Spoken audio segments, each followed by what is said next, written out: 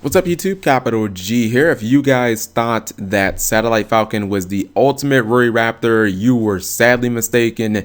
Meet Raid Raptor Ultimate Falcon. This dude is rank freaking 10. I assume that this is going to be the most powerful Raid Raptor card ever released. I am about 20 episodes from being current in the anime. I haven't even seen Satellite Falcon summoned, but I would have to imagine that Shun probably won the game when he summoned this, because this motherfucker is damn near unkillable. And this card is, I mean, it's not even a boss monster as much as a win condition. Like, you summon this and you should be able to win off of this card alone. So this is coming out in Shining Victories. Of course, this will probably be the last set for Raid Raptor support, because I mean, and also because they're giving us this, I would assume that Force Tricks has to be in either this set, or it would make a lot more sense if it was in Breaker of Shadows. And Raid Raptor XCs have been kind of funny. First they started off as 4, and then they went up, and then they went down, and now they're going back up. So I can't ever really make sense of it. But anyways, this is Raid Raptor Ultimate Falcon.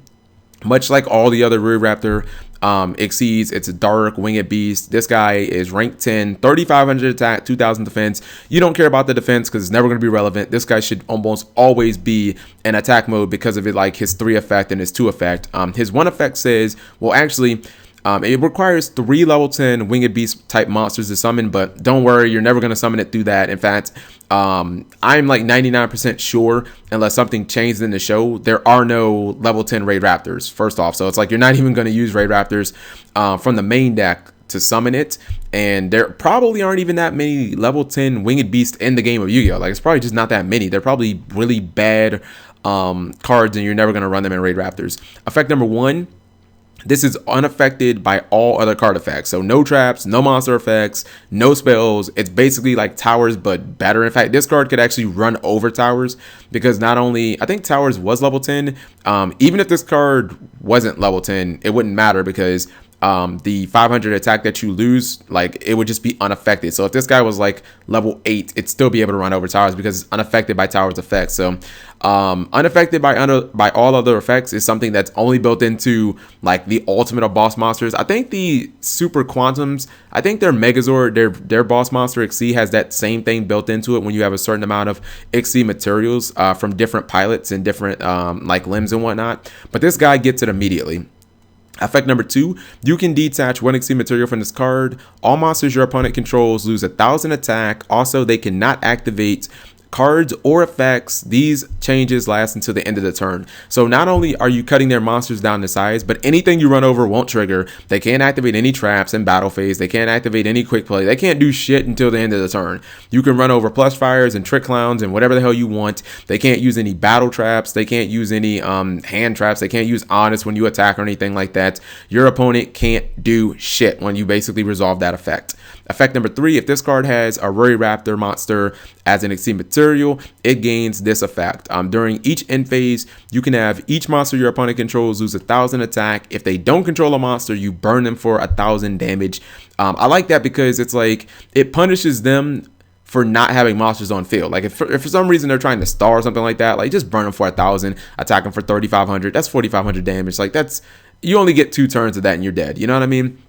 Now, the elephant in the room is how the freak are you going to summon this thing, because there are no level 10 Raid Raptor monsters as far as I know. I don't think anything changed on the show. We all know that Raid Raptors have been about rank up cards. They make them really searchable, and I think that they've been trying to promote that for the longest time. I mean, Shun ranks up all the time on the TV show. So, I mean, I think that Konami wants people to play rank ups. The first thing that I can think of that comes to my mind is rank up Magic Doom Double Force. This is one of the ones that when a monster, when an XC dies, an XC Raid Raptor, excuse me, when an XC Raid Raptor dies, you essentially get to rank up. You get to bring the monster back, and then you get to rank up into a monster that is double its rank, and then it becomes an XC material for that. That means that if you have Blaze Falcon, which is 5, and it dies, then you can just Doom Force and rank it up in the 10, which obviously is Ultimate Falcon. So that's one real easy way, because, you know, your opponent might use, like, I don't know, they might use something to try and kill this, a Ring of Destruction, Mirror Force, Torrential, something like that. Then it's like, okay, you just rank it up in the Ultimate Falcon, card's unkillable, you basically win the duel. The second would be Soul Shade Force.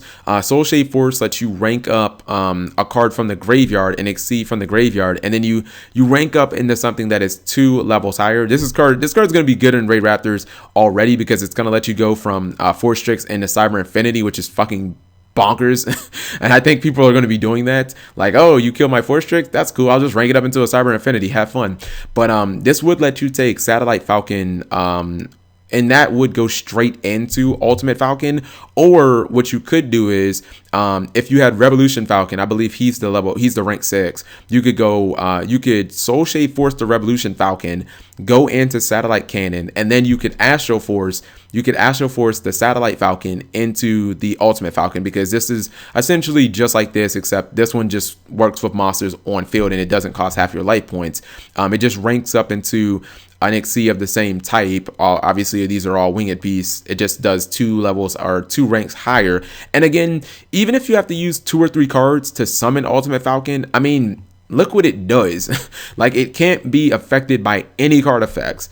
It has an effect where your opponent can't basically play cards until the end of your turn. It burns them for 1,000 potentially if they don't have monsters. This card isn't so much a boss monster as it is technically like a win condition to me. This is kind of something like towers. I mean, maybe even strong. Like, it should be even actually harder to kill than towers. I mean, honest, outside of like honest and like the little battle phase tricks, like, I really don't see people taking this card down easily, because there's not enough 3,500 plus monsters in the game that people actually play.